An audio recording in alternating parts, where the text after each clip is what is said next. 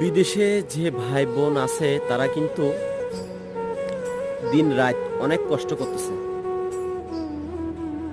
অনেক সময় তাদের চোখ দিয়ে পানিও পড়তেছে, কিন্তু কাউকে সে কিছুই বলে না। সবার সাথে কিন্তু সে হেসে খেলে কথা বলে। অনেক কষ্ট হয়, সে কিন্তু কষ্টটাকে কাউকে বলে না।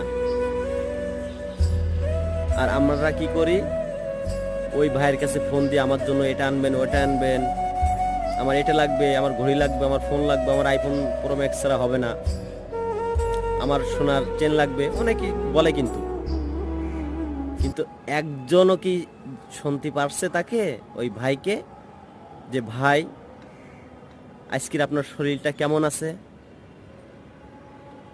এই কথা কেউ জিজ্ঞাসা করছে? আইজও করে নাই।